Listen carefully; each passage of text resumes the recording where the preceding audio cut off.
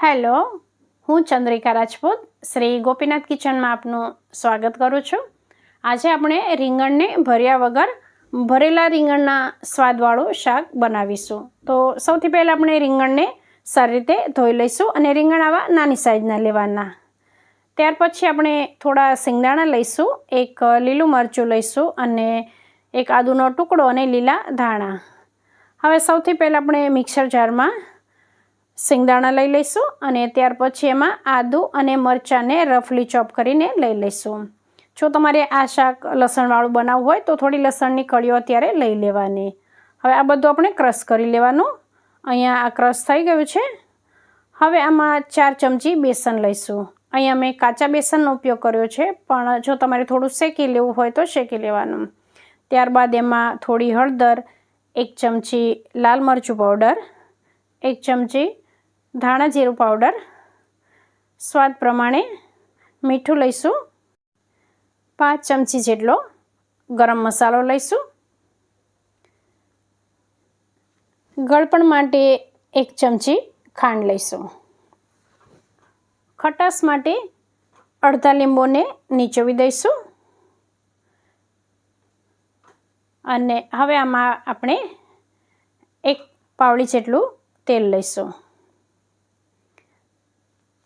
હવે આપણે જે લીલા ધાણા ધોઈને રાખ્યા છે એને આપણે રફલી ચોપ કરી લઈશું અને આ બધું આપણે સારી રીતે ક્રશ કરી લઈશું। તો અહીંયા આપણો આ રીંગણના શાક માટેનો મસાલો તૈયાર થઈ ગયો છે। તમે ઈચ્છો તો આમાં 1 ચમચી તલનો પણ ઉપયોગ કરી શકો છો। હવે આપણા જે આ રીંગણ છે એનો પાછળનો ભાગ આપણે કાઢી લઈશું અને હવે આ રીંગણને આગળથી આપણે 2 કટ લગાવીશું। આ 1 કટ લગાવી દીધો એટલે રીંગણના 2 ભાગ થઈ ગયા। હજી 1 કટ લગાવી દઈશું એટલે 4 ભાગ થઈ ગયા। તો આ રીંગણ એટલા કૂણા છે કે 1 કટ લગાવી તોય ચાલે, પણ મેં થોડી મોટી સાઈઝના હતા એમાં 2 કટ લગાવ્યા અને આનાથી પણ એકદમ નાની સાઈઝના રીંગણ છે એમાં 1 જ કટ લગાવ્યો છે। એટલે આવી રીતે આપણે આ રીંગણ તૈયાર કરી લીધા છે અને આમાં પાછળનો ભાગ નથી રાખ્યો એટલે આપણે આ શાક ખાતી વખતે એક કાઢવો નહીં પડે। હવે આપણે કુકરને ગેસ પર રાખી અને એમાં 3 પાવડી જેટલું તેલ લઈ લઈશું। આપણે બેસનવાળું શાક બનાવવાનું હોય ત્યારે તેલની માત્રા થોડી વધારે જોઈતી હોય છે। તેલ ગરમ થાય એટલે એમાં આપણે રાઈ એડ કરીશું।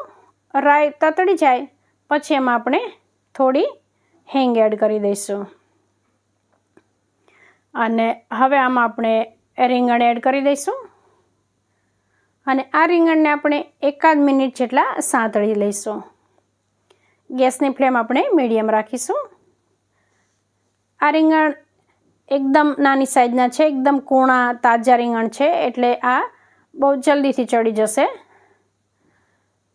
અને હવે આમાં આપણે 1 ગ્લાસ જેટલું પાણી એડ કરી દઈશું। હવે પાણી એડ કર્યું એટલે આપણે થોડી વાર માટે ગેસની ફ્લેમ હાઈ કરી દઈશું જેથી કરીને પાણી જલ્દી ઉકળવા લાગે।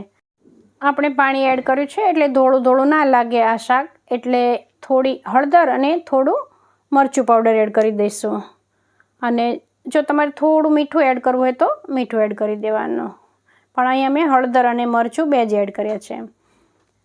હવે આપણે જે મસાલો તૈયાર કરીને રાખ્યો છે એ આમ લોટ બાંધેલો હોય ને એવો છે, એટલે એને હાથથી આવી રીતે છૂટો છૂટો કરી અને એડ કરી દઈશું અને પછી આપણે ગેસની ફ્લેમ લો ટુ મીડિયમ રાખી અને કુકરને બંધ કરી 1 વિસલ થવા દઈશું। 1 વિસલમાં જ આ શાક આપણું થઈ જશે। હવે આપણું કુકર ઠંડુ થઈ ગયું છે તો આપણે ખોલીને જોઈ લઈએ તો જે આપણે મસાલો હતો એ આમ ગઠ્ઠા જેવો થઈ ગયો છે, તો એને આપણે ચમચાથી આવી રીતે તોડી લઈશું અને શાકમાં સારી રીતે મિક્સ કરી લઈશું।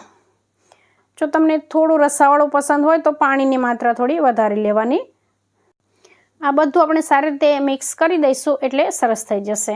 તમે જોયું ને કે બહુ જ ઓછી મહેનતે ભરેલા રીંગણ જેવું શાક આપણે રીંગણને ભર્યા વગર બનાવી લીધું છે અને ખરેખર આ શાક બહુ જ સ્વાદિષ્ટ બન્યું છે।